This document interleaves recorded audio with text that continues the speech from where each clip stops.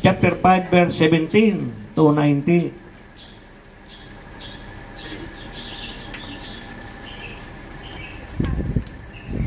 Second Corinthians chapter 5, verse 17 to 19. Manalangin mo tayo mga kapatid. Tumayo tayong lahat para bilang paggalang sa salita ng Diyos. Panginoon, salamat po sa oras na ito. Salamat po sa kabutihan mo sa amin sapagkat pinintulutan mo kami ang pagkamat maraming sagabal, Panginoon, nandun pa rin po yung presensya. Salamat po sa aking mga kapatid na nakarating pagkamat binaba sila ngayon. At sabi nga ay na lumulubog yung kanilang mga paa sa tubig, subalit hindi naman sila nalulunod dahil ang proteksyon lagi na nandito, Panginoon. Salamat po. Pagpalain mo ang mensahe ito at pahiram mo na ba ng lalangis ang labing ito upang ang lahat na lalabas dito, Panginoon, ay magkaroon ng pangpalakas po sa mga nanginghina. Higit sa lahat, Panginoon, maunawaan po ng bawat isa na hindi pa nakakaunawa. Sa apat na sulong daigdig na ito, Panginoon, pagpalain mo ang internet na ito upang tunay nga, O Diyos, na makarating po ito sa kanila. Sa pangalan ni Jesus. Salamat po marami. Ito po aming dalangin sa pangalan ni Jesus. Glory in Jesus' mighty we pray. Amen and amen. Verse 17 to 19. Anong chapter? Chapter 5, verse. Kaya't ang sinumang nakipag-isa kay Kristo ay isa ng bagong nilalang. Wala nang dati pagkatao, siya ay bago na. Ang Diyos ang gumawa ng lahat ng ito sa pamamagitan ni Kristo. Ibinilang niya akong kaibigan, di nakaaway. At hinirang niya ako upang panumbalikin sa kanya ang mga tao. Ang ibig kong sabihin, ang tao ay ibinibilang ng Diyos na kanyang kaibigan sa pamamagitan ng Kristo. At nililimot na niya ang kanilang mga kasalanan. At ipinagkakatiwala niya sa akin ang balitang ito. Patapakan natin, pagkabasa ng salita ng Diyos. Amen. Hallelujah.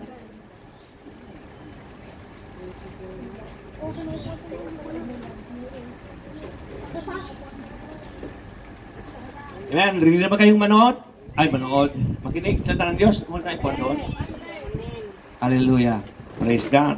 Really, napakaganda. May silang po itong tatalakayin natin dahil holiday naman natin bukas. 13 minutes service ang ano natin ngayon mensahe. 13 minutes din bukas. Para kasi meron mga kapatiran tayo na nakakarabas lang silang statutory holiday. Nag-suggest sila kung pwede magkaroon ng service. Makarinig naman lang silang salita ng Diyos sa live. Hindi sa live stream. Kundi sa live mismo na nakikita nila ang nagsasalita ang pastor sa harap nila. Ito yung mga member na kung saan hindi nakakalabas ng Sunday, hindi nakakalabas ng Sabado, kundi statutory holiday lang labas nila. Kaya nag-suggest sila. Kaya pagbigyan natin sila bukas, kaya kayong mga musician, ready nyo lahat yung mga kamay para itugtog sapagkat hindi nyo alam ang pala ng Diyos para sa inyo. May tao pa rito? Amen! May kasama ako sumigaw ang lahat ng hallelujah. Hallelujah! Hallelujah! Ang pinakamalakas na hallelujah, may dalang langka pa uwi. Ayun, isa lang may dadalang.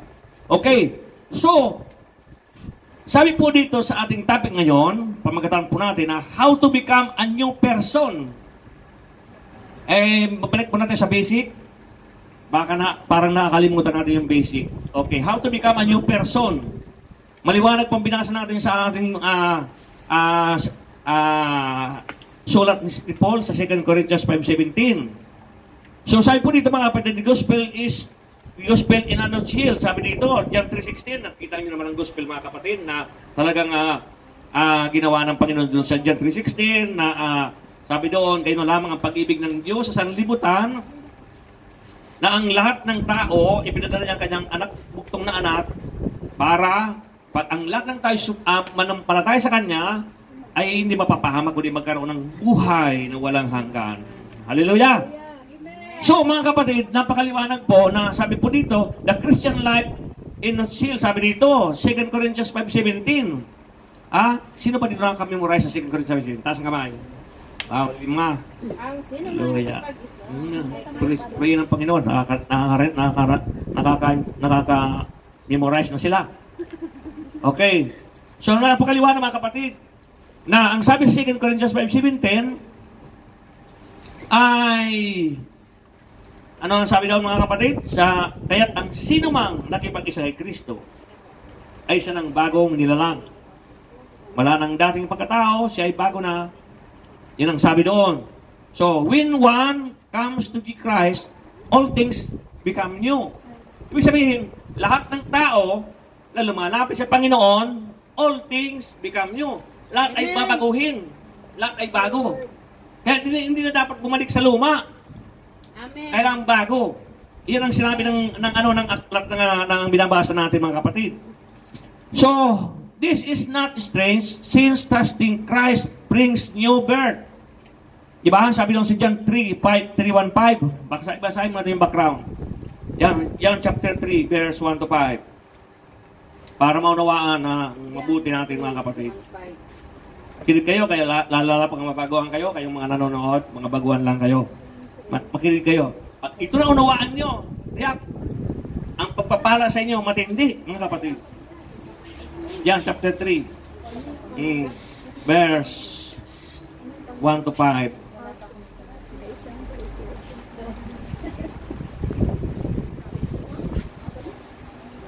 May isang Parisiyo at pinuno ng mga Hudyo na nagngangalang Nicodemo, isang gabi, siya ay nagsadya kay Jesus. Grabe. Sabi niya, nalalaman po namin kayo'y isang gurong mula sa Diyos, sapagkat walang makagagawa ng mga kabalaghang ginagawa ninyo malibang sunga sa Kanya ang Diyos.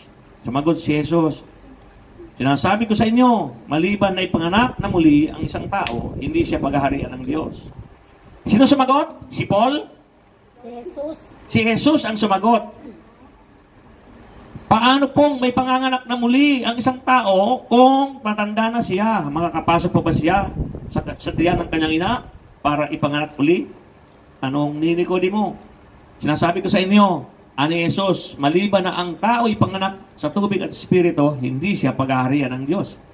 So yan po yung background mga kapatid, na kung si Nicodemo, isang pinuno, isang presidente, na Parisiyo, doon sa Parisi mga kapatid, nagsadya siya sa Panginoon. Bakit pumunta si Nicodemo ng gabi?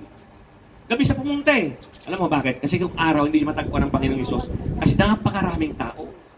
Kaya kailangan talaga mayroon kang knowledge kung paano mo matatagpuan yung gusto mong mapuntahan. Ba? Gabi, pinunta ni Nicodemo. Kaya sabi niya dito, sinadya niya. Bakit? Kasi gusto niya makakausap si Jesus. Amen. So, tandaan natin si Nicodemo po ay isang namumuno sa mga Hudyo, pinuno ng mga Hudyo. May isang Parisiyo at pinuno ng mga Hudyo. Ibig sabihin, kumaga sa atin, senador. Senador. Presidente natin yun.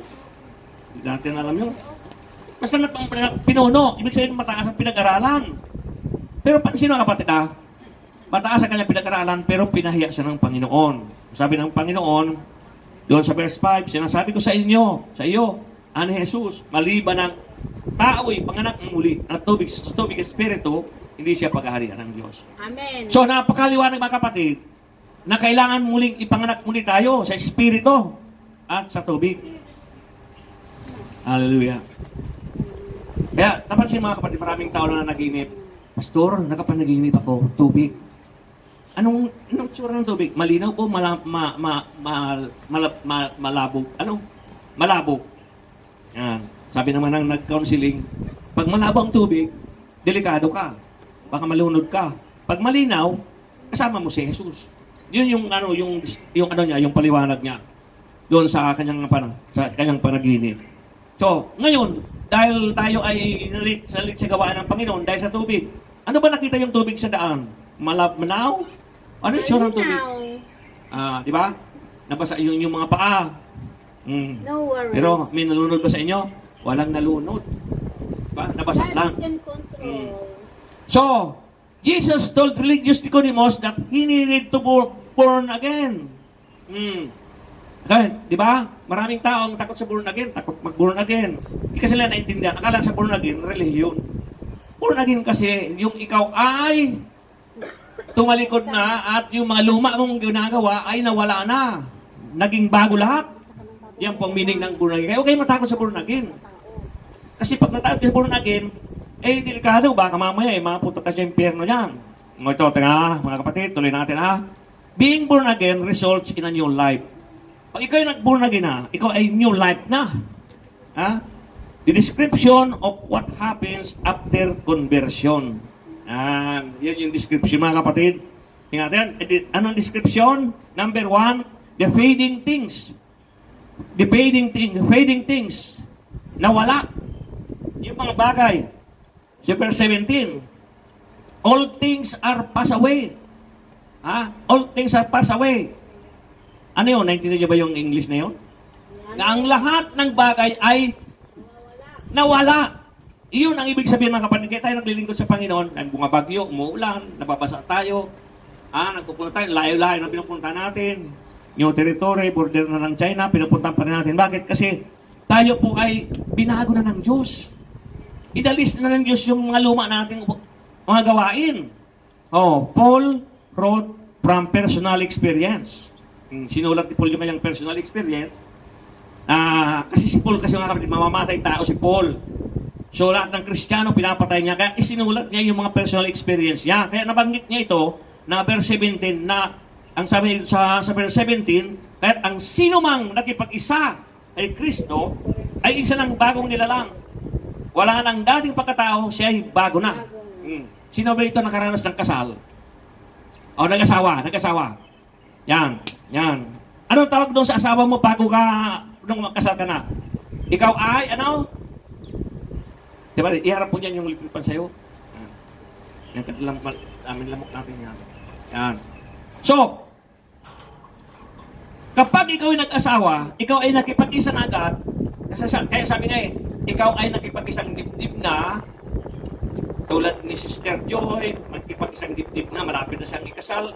So, nakipag-isang dibdib na siya. Diba? So, kapag ikaw ay nag-asawa, ibig sabihin, iisa na kayong dalawa. Amen. Nakuha nyo? Amen. Iisa na kayo, hindi ka na isa. Kaya hindi ka na dapat kaya kayong ugali mo na dakdak ng dakdak, tilaok ng tilaok. Yung asawa, hindi man lang lutuan kahit itlog. Papasok sa trabaho, hindi man lang lutuan. Dakdak ka ng dakdak, ng trabaho, salba sa buhay mo, padalang pero wala tama para sa buhay mo. So, bakit mga kapatid? Yung ugali na yun, dapat nawala na yan.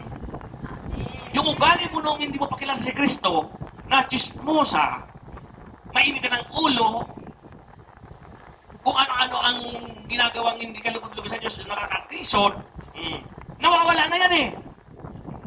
Nawawala na yan.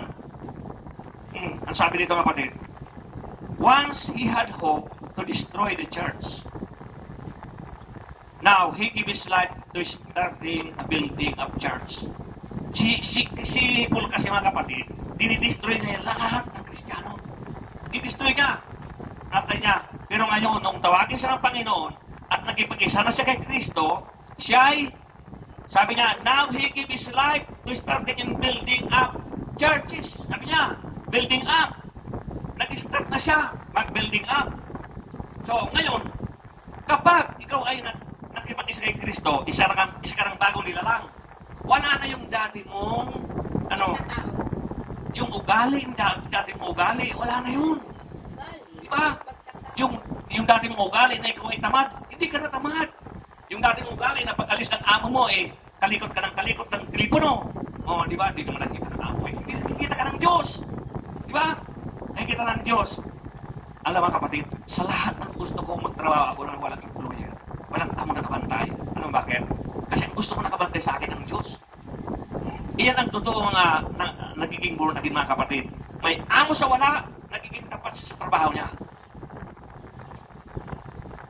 Gusto pa ba kayo o malakas pa ba kayo mag-amen? Amen! Hindi ko yung pinipilit mag-amen pero gusto kong marinig nyo na talagang gusto ko na naintindihan nyo. Ibig sabihin, gusto kong isingin kayo dahil dumarating na ang papasok ng alas 2, papasok na yung mga tukin na tulugan portion ito. So, nakikita mga kapatid ang ibig sabihin, mga kapatid, ng ating binabasa sa verse 17. Fading, nawala. Lahat ng ugali ay nawala. Nawala na masama. Yung mga old things nga eh. Ang papasok ngayon yung bago. Kasi ganito kasi ang kapatid eh. Kapag yung bago kasi, ay yung old kasi, pag hinaluan mo ng bago, hindi maganda. Diba? Yung buti na, yung lalagyan ng alak. Yung bagong sisit lang, pag nilagyan mo ng bagong alak, ay yung lumang sisitan mo na, lumang sit lang, pag binigyan mo ng bagong alak, puputok. Ganun yun, puputok. Ngayon, yung experience lang yun. So, napakaliwanag mga kapatid. So, kailangan talaga mawala yung ating attitude na talagang mapansin natin na may sinasabing kapwa natin. Yung attitude natin na kung saan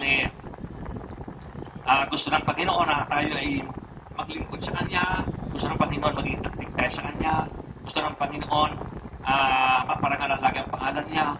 Pag hindi natin nagagawa yun, hindi pa nakakapasok sa atin yung bagong ugali. Yung old things, nasa old things pa rin tayo. Bakit? Kasi hindi tayo nakakapag-obey. Kasi kapag ikaw ay pag binago ka na ng Panginoon, natural, meron ka ng obedience. Amen? Meron ng obedience. Kailangan mag-obey ka doon sa nababasa mo. Paano, pastor, mag-obey? Yung sinabi ni Paul, di ba? Marami siyang katuruan na mag-obey. Amen. Lumunod tayo sa Panginoon. Sabi dito, pansin mga kapatid yung mga tao na mga hindi nag-obey sa Panginoon. Sa halip na mag-obey, balik siya doon sa dating kasalanan. Diba? Nagtinag si Peter doon, tinawag ni Peter na asot baboy. Yung mga taong gano'n. Mas mabuti pa, hindi mo noon nakilala ang Panginoon.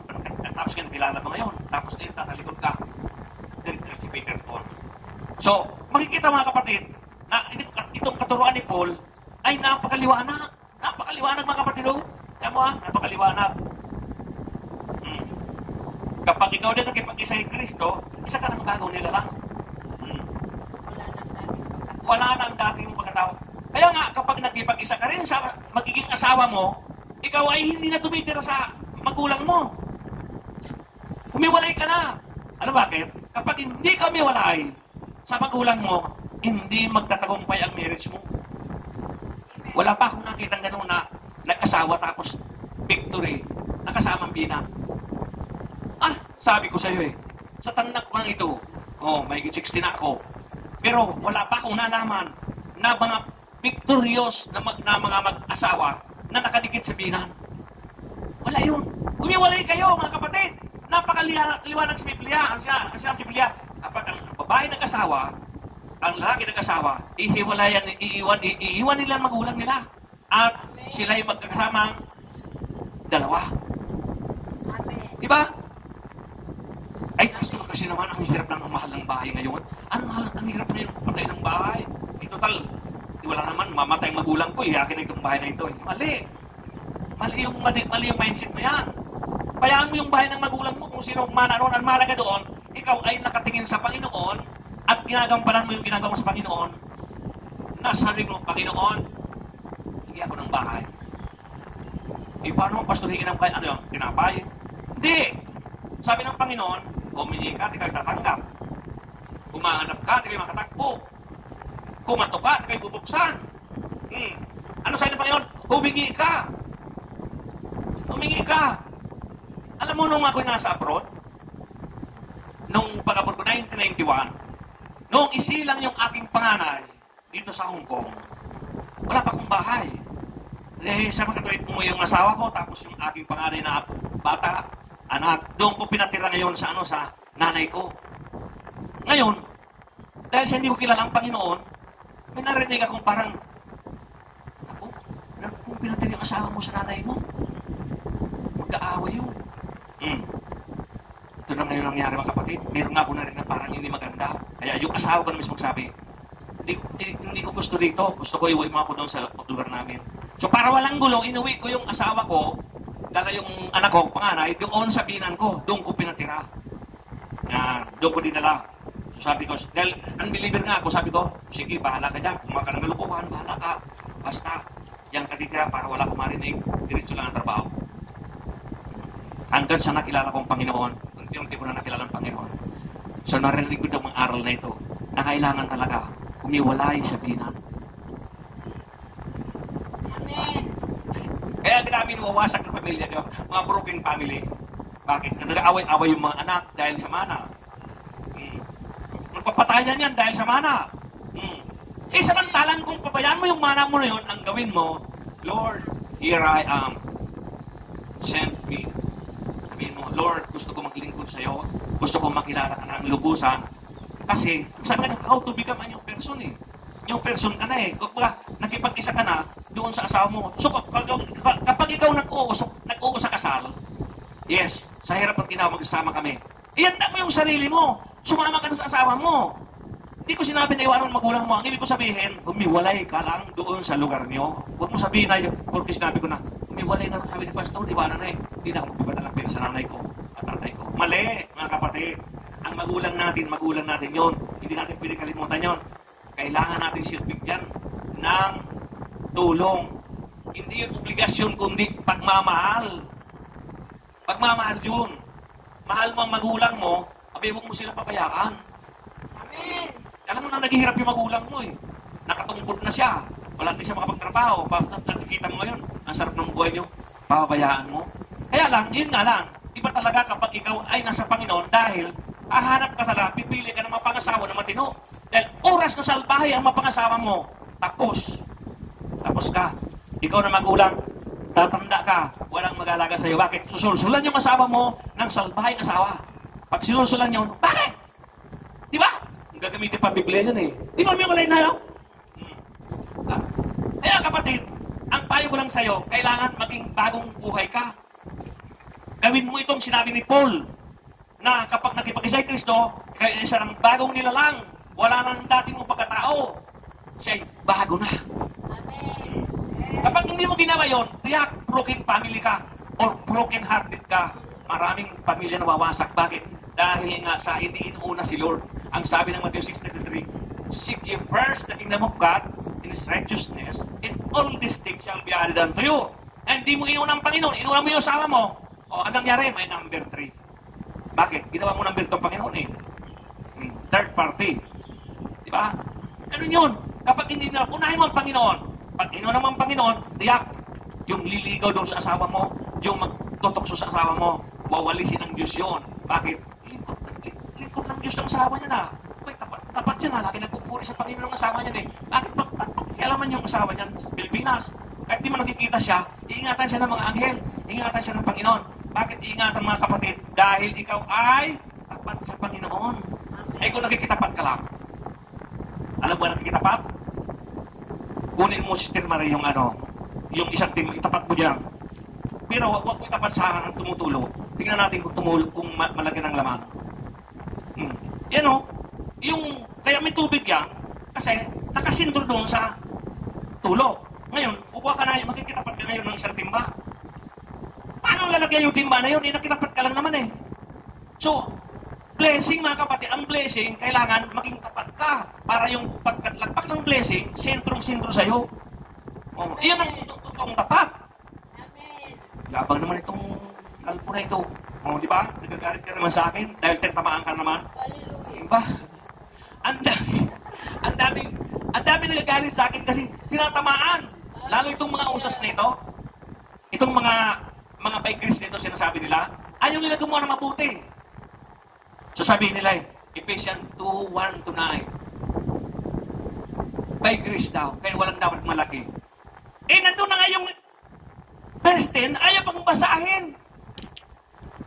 Kung binasa kayo na yung verse 10, ang ganda-ganda ng verse 10 ayaw basahin. Kaya ang nangyari ngayon, yan ang palusot. Tignan mo ano sabi? Kayong mga nagbabantay ng mga sumisilip-silip dyan. Papasahin ko sa inyo. Ano sabi sa Ephesians 2:8-9? Itong mahilig ng mga mga palusot eh. Yung mga ayaw talagang mag-active sa Panginoon. Sabi sa verse 8-9, dahil sa kagandahang loob ng Diyos, naligtas kayo sa pamagitan ng inyong pananalig kay Kristo. At ang kaligtasan ito ay kaloob ng Diyos. Tama, di ba? Hindi mula sa inyo. Hindi ito dahil sa inyong mga gawa. Kaya walang dapat ipagmalaki ang sinuman. Tama. Bakit ayaw mo dumiretso sa 10? Ang ganda ng 10 eh. Di ba ang 10 ang verse 10? Tayo'y kanyang nilalang, nilikas pamagitan ni Kristo Jesus upang iukol natin ang ating buhay sa paggawa ng mabuti na itinalaga na ng Diyos para sa atin noon pa manguna. Paggawa ng mabuti. Ibig sabihin, yung paggawa ng mabuti, kasama doon sa paglilingkod mo. Hindi yung itatapon mo yung verse 10. Klase naman ang pagbabasa ng Biblia bitin. Kailangan kumplituhin mo. Lagyan mo lang ang verse 10. Nandoon yung mabubuting gawa. Sige nga, maglingkod ka sa Panginoon. Nakapag-service ngayon, tapos balik ka na naman ngayon sa diskuhan. Tingnan natin kung hindi ka mabalisa. Hindi ka sigurado sa kaligtasan. Hallelujah. Alam mga kapatid, nakakatakot. Pagdating ng araw, oras na na-rapture na tayo, o na-rapture ka na, nakakatakot yung mga maiiwan. Talagang hanapin nila yung kamatayan, hindi sila mamamatay sa loob ng 1,000 taon. Kung gusto mo, basahin ko isang verse sa iyo. Sa Revelation chapter 9, verse 6. Ito. Revelation chapter 9. Chapter 9, verse 6. Sa loob ng panahong iyo'y hahanapin nila ang kamatayan. Ngunit hindi masusumpungan. Ibigin nilang mamatay.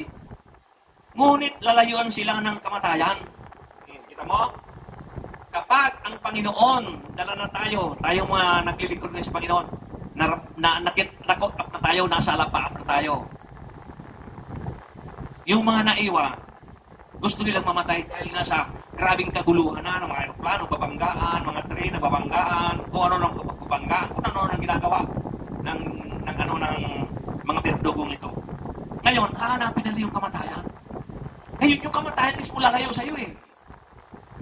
Kasi bakit? Kasi hindi na maghahari ang Diyos sa loob ng 1,000 taon.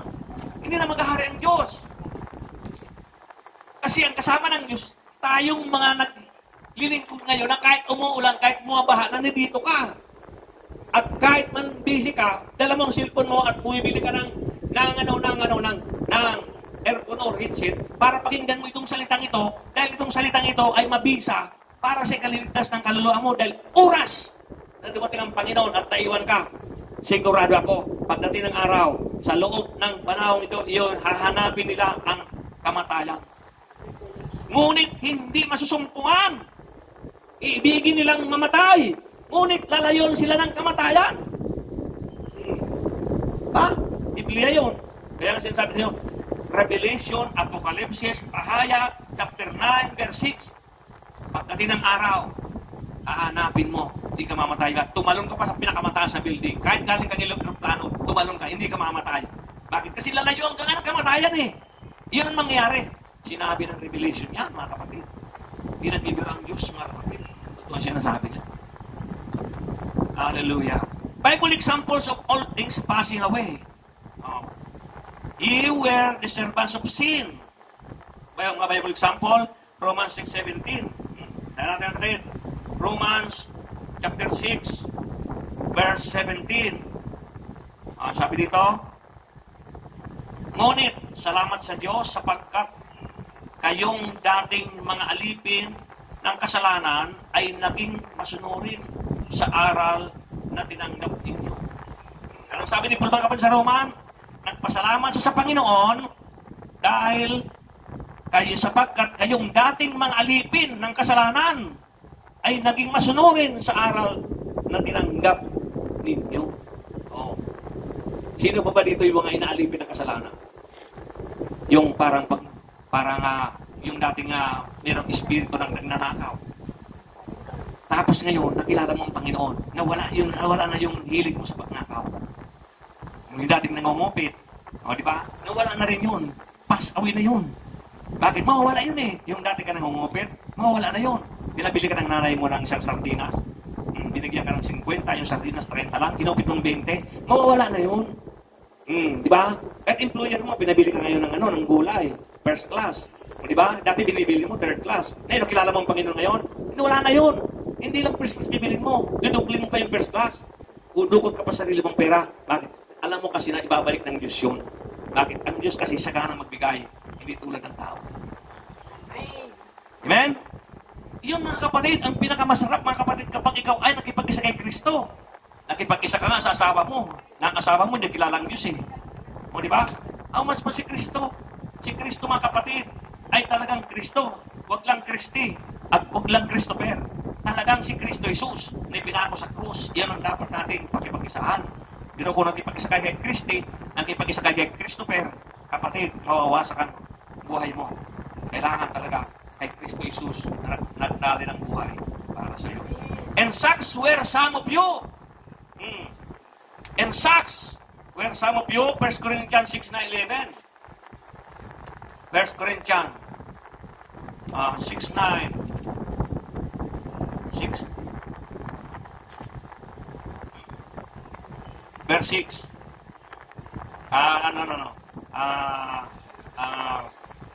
1 Corinthians chapter 6, verse 9-11. Sabi dito nga kapatid, hindi ba ninyo alam na ang mga makasalanan ay walang bahagi sa kaharian ng Diyos?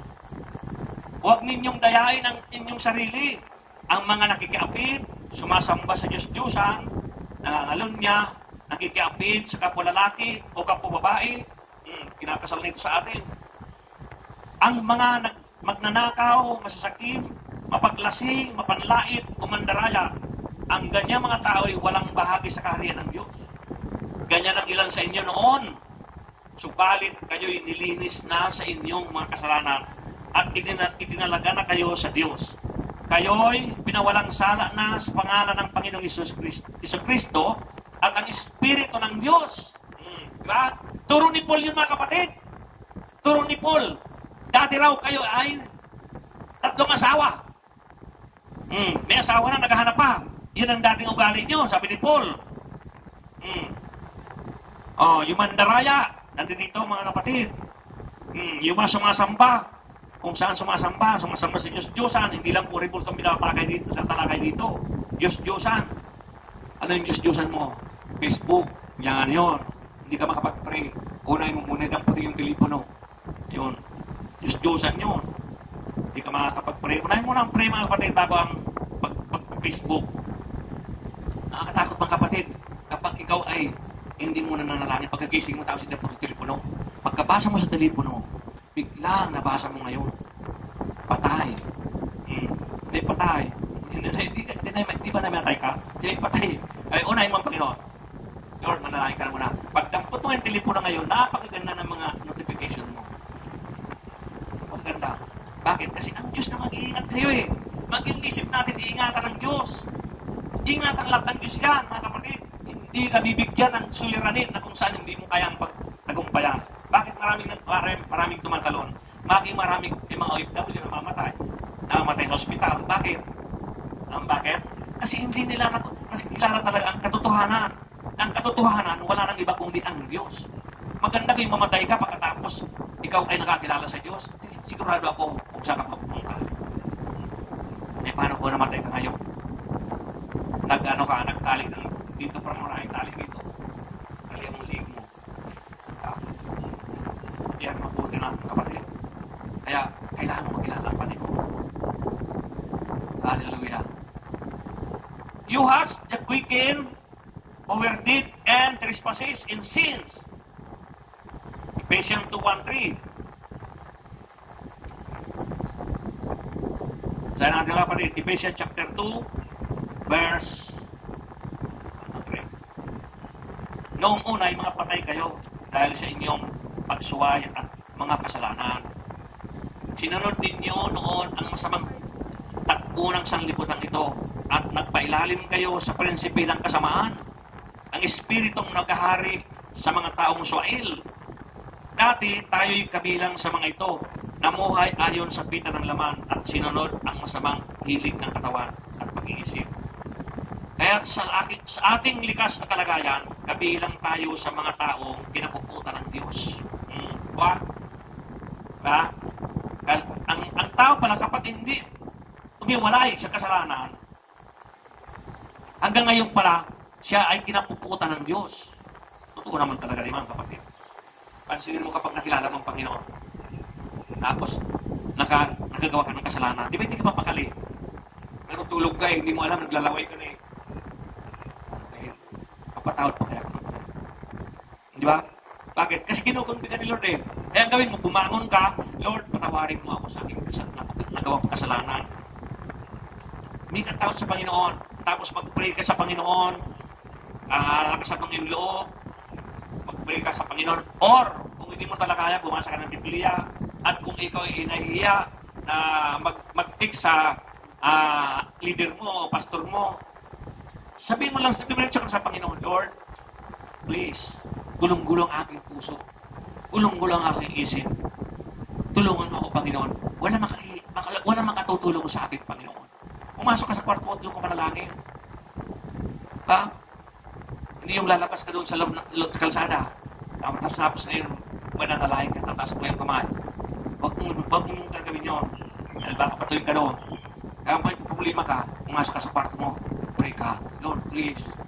Gulong-gulang isip mo. Pero sinabi ko, gulong-gulang isip niya eh. Sinabi, wala na siyang peace. Wala siyang kapayapaan. Kaya nalalangin siya. Anong panalangin niya? Create in me a clean heart, O God. Gawin mo akong pusong dalisay, Panginoon. Restore mo po ang aking kasiyahan. Restore unto me of my joy and salvation. Bakit? Wala na siyang joy. Wala nang joy sa David, mga kapatid. Naranasan natin to. Kahit kayo nanonood lang yan, kahit kayo sa live stream lang, may experience yan, mga kapatid. Lalong-lalo na kung kayo ay may desire sa puso na makilala ang Diyos. May experience nyo yan. Pag na-experience mo yan, maalala mo, mga kapatid, itong narinig nyo ngayon. Hallelujah.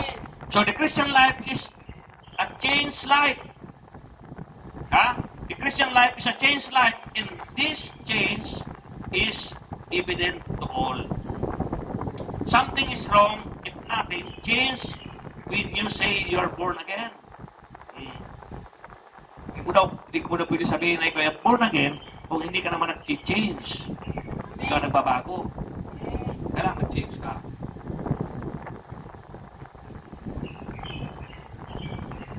Sabi ng iba, mahirap daw gawin itong pinagagawa ng Panginoon na wala nang dati. Yung pa naman ang kinasanayan ko. Dati. Kailangan ko yung dati mo galing. Apat na bowl na kanin na naubos mo. Baguhin mo na yun. Para maganda ang health. Maganda, bawasan na, bawas na. Number 2, the prestings. Verse 17 pa rin. Behold, all things are become new. All things are become new. The departure of all things does not signal a back a victory. Yan. Yung victory, yung signal daw, yung pag-alis ng mga old things, ay victory.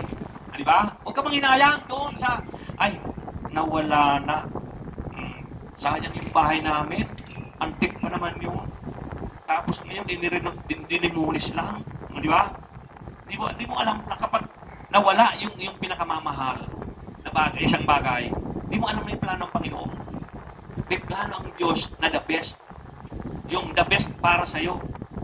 Ano sabi na ba yun? My thought are not your thoughts. In my ways are not your ways. Yung way mo, hindi yan ang plano ng Panginoon. Kaya, minsan, naranasan ko yun. Yung way ko, Lord, sorry yung way ko, akala ko mangyayari. Ginawa ng Panginoon, binago niya. Yung way niya nasunod, yung pala ay maganda. Mas magandang way sa way natin, mga kapatid.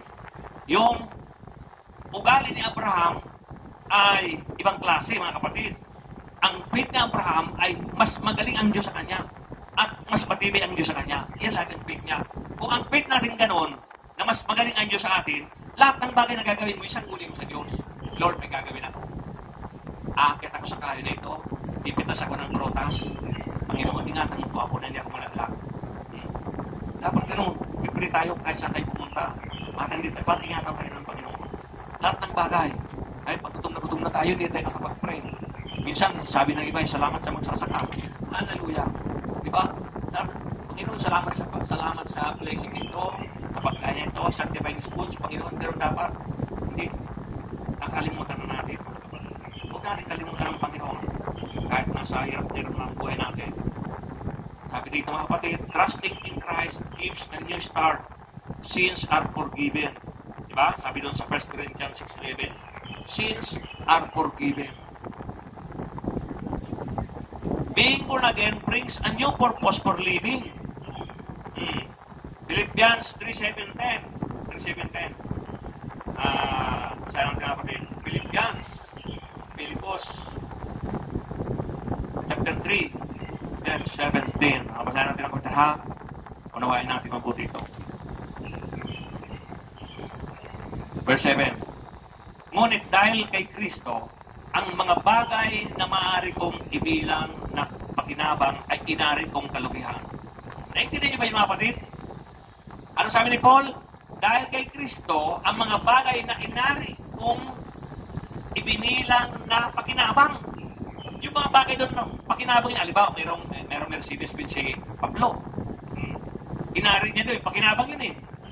Ay inari kong kalugihan.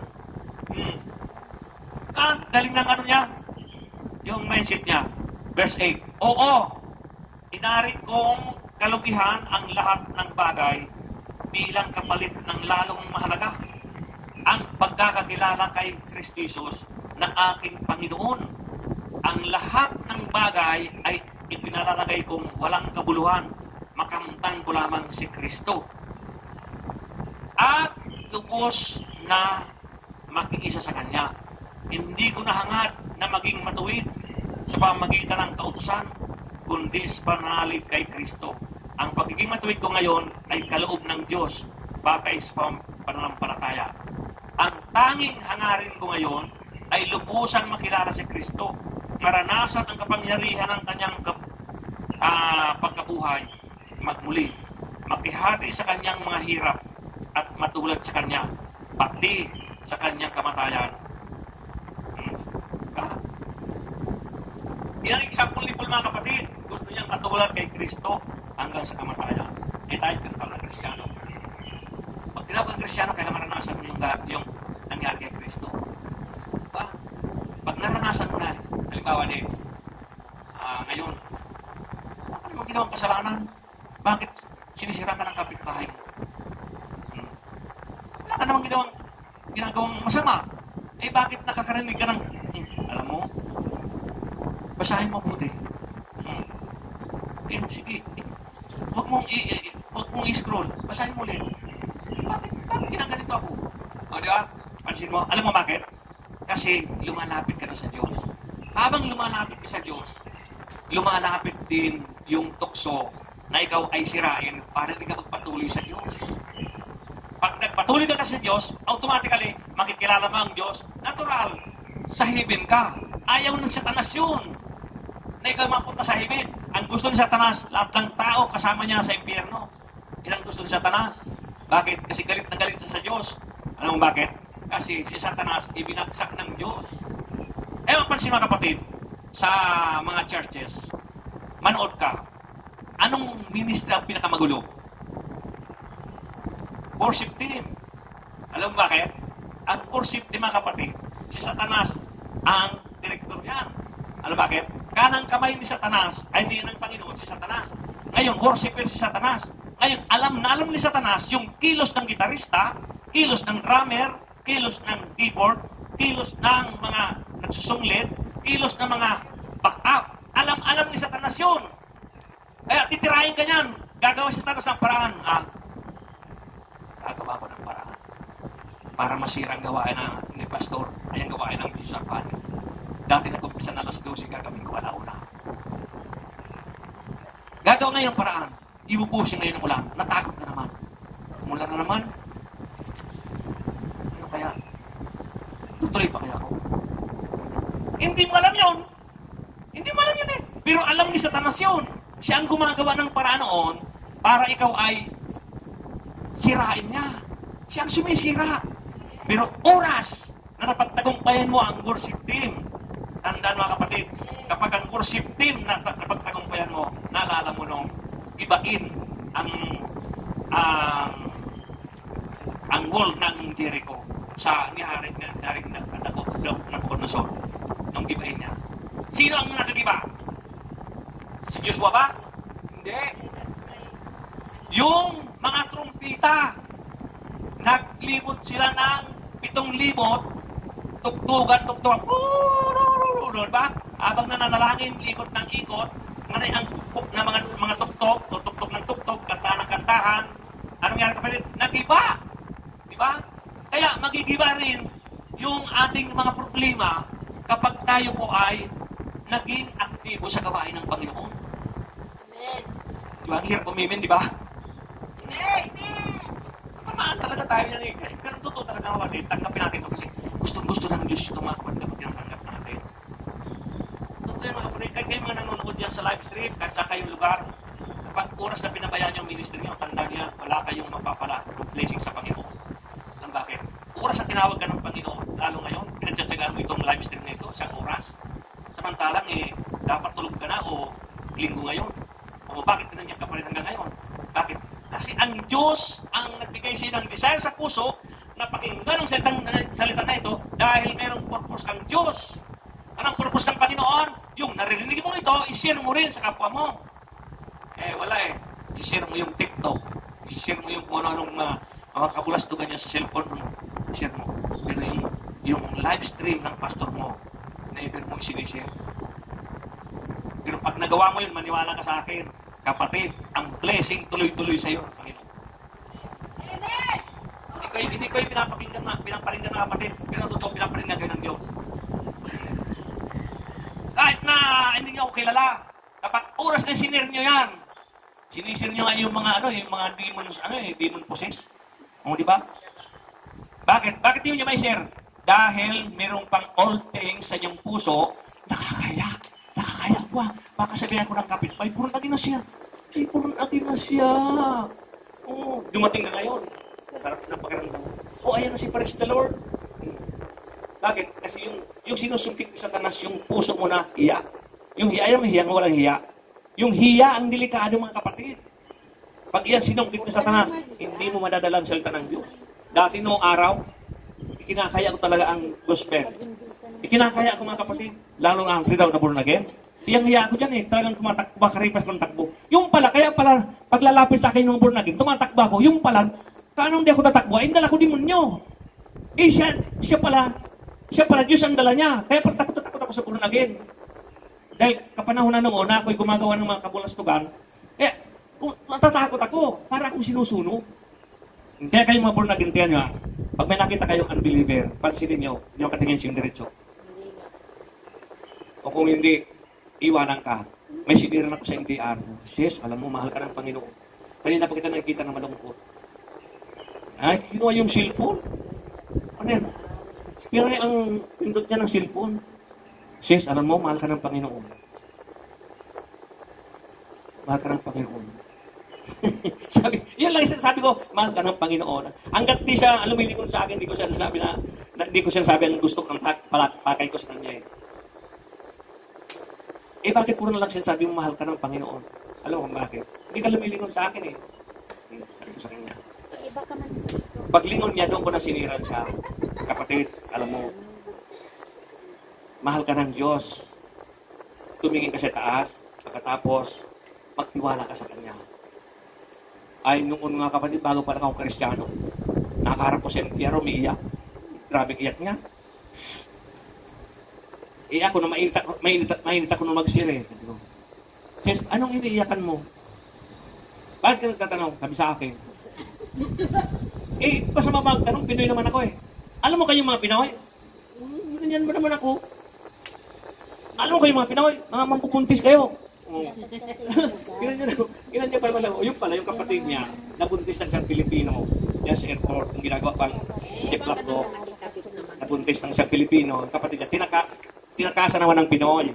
So nadamay ako, dahil Pinoy ako eh. So yun, pinaliwanag ko sa kanya, inayos ko sa kanya, hindi lahat ng tao ay masama, kapatid. Yun, nawala yung luha niya. Yan ang kaya ko, kapatid. Kapag tayo ay lack of knowledge, Hosea 4:6. Hallelujah. Glory to God. Amen. Amen. Salamat sa Panginoon. Anong oras na ba?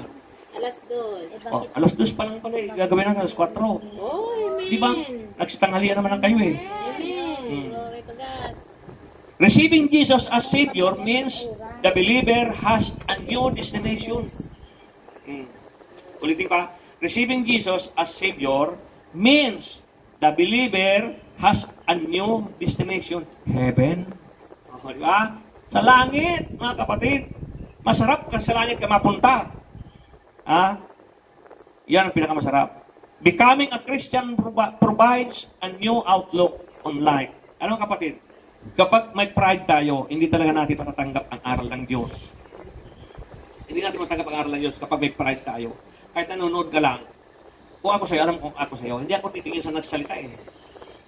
Kasi malamang mayabangan ka sa nagsalita eh. Tingnan mo yung mga lumalabas sa kanyang bibig at yung binabasa sa Biblia. Sigurado ako, mabubuksan ka. Pero pag tumingin ka sa akin, malitisod ka lang. Kasi ang dating ko eh, gagatungan ka ni Satanas. Kaya kita mo yung kalbo na yan. Ang yabang. Kaya mo, akala mo hindi nakakasala.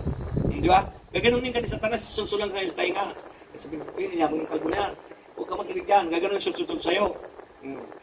Huwag ka na lang tumingin. O kung hindi audio lang, pakinggan mo. Basta lang ma-receive mo lang si Jesus. Dahil ang pinapakilala ko dito si Jesus, hindi ang aking sarili. Di ba? Ilan na nagtanong sa akin sa Messenger. Ano po ba tunay mong pangalan? Oh, di ba? Doon ko sasabihin kung ano tunay kong pangalan. Oh, di ba? Di ko pinapakilala na ang pangalan ko, ilalagay ko pa doon sa napakalaking banner. Ilagay ko yung pangalan ko. Di ko ilalagay doon. Papakilala ko doon ng Kristo. Yun ang tunay na pangalan. Yun tayo mag-concentrate dito sa salita. Hallelujah. So, becoming a Christian provides a new outlook on life.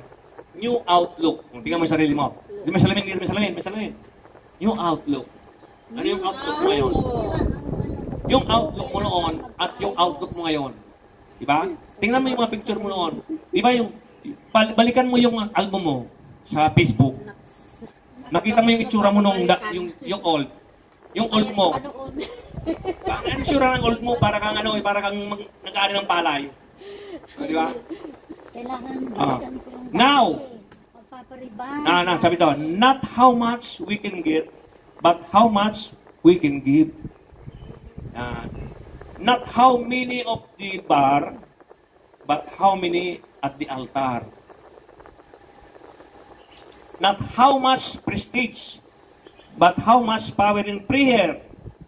Not a life based on lust, but a life based on love for believers and the lost. Galingan o. Okay, last na. Last na tayo. Lapit na tayong tapos. Hallelujah. Ano yung last?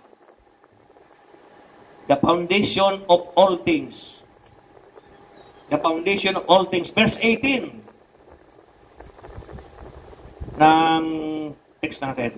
Ang Diyos ang gumagawa ng lahat na sa pamamagitan, ulitin ko ang Diyos ang gumagawa ng lahat ng ito sa pamamagitan ni Kristo, ibinilang niya akong kaibigan, di nakaaway, at binirang niya ako upang panumbalikin sa Kanya ang mga tao. Hindi ba? Si Paul talaga nagturo sa atin. Si Paul talaga yung nagturo sa atin sa mga hintil. Ano sabi niya? Hindi na raw sa kaaway ng Diyos. Dati kaaway siya ng Diyos eh. Ngayon hindi na sa kaaway, kundi kaibigan na. At hinirang siya ng Diyos upang panumbalikin ang mga tao. Ikaw, wala ka naman napapatay pang tao eh. Pwede kang gamitin ng Panginoon para panumbalik yung pamilya mo. Pagdating ng araw, ikaw ay nasa langit, yung pamilya mo lumuluha. Kaya, kapatid, napakasarap kung tayo po ay papagamit sa Panginoon. All things are of God. All things work together for our good. Fulfilling God's purposes. Romans 8:28. Fulfilling God's purposes. Ba? In all things God works, di ba? Ito kasing Romans 8:28, ang sinasabihan dito yung mga lingkod ng Diyos. Yung mga lingkod sa Panginoon na may purpose ang Panginoon. Bakit ka nga ba may pagsubok? Bakit ka nga ba mayroong problema? O ano mga bagay na tinatanong mo sarili mo? May purpose ang Panginoon. So we have nothing to boast about, for all that we receive or achieve is from the Lord. Hallelujah. Napakasarap mga kapatid. Kapag tayo ay magsabuhay nito na ating pinag-aralan, we have nothing to fret about, for He cares for us and holds our future in His hands. Yung ating future mga kapatid, lagi natin ipagkatiwala sa Diyos. Huwag sa ating sarili. Alam mo kung bakit? Kapag ang sarili mo ang sinasandalan mo, yung pinagkakatiwalaan mo, mawawala ang ganang tumulong sa iyong Panginoon. Kailangan si Lord talaga, number one eh. Si Lord talaga. Lord, para sa ito para sa itong ginagawa ko, Panginoon, itong pagkakalikot ko ng aking instrument, para sa akin ito, Panginoon. Ay para sa iyo ito, hindi sa akin. Kasi pag para sa Panginoon, tutulungan ka ng Panginoon. Amen. Napansin mo na lang, wow, bakit kaya naging anointed agad si Sister Nell? Anointed na siya. Hallelujah. Akalay mo, bakit? Siyang kalabit ka ng gitara niya eh. Biglang lumipad yung nunungot. Sana punta kaya? Diba?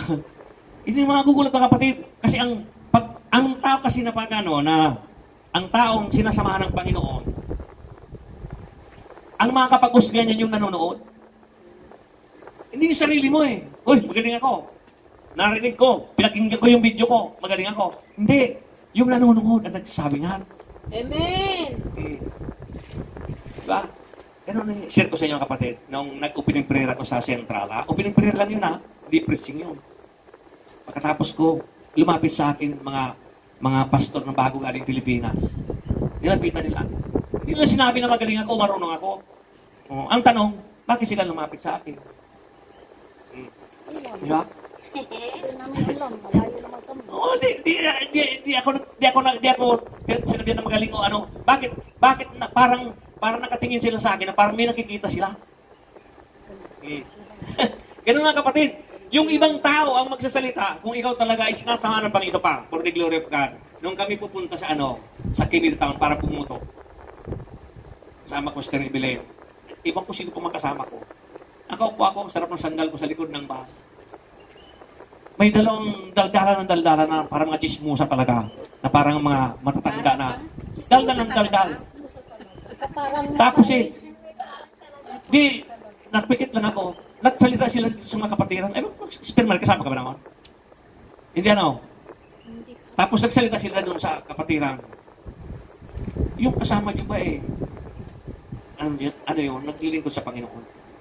Ewan ko lang kung ang tanong niya kung naglilingkod o sinabi niya ng pastor eh. Hindi niya kasi marinig. Ngayon, yung sinabi sa kanya, sabi sa kanya, mapa.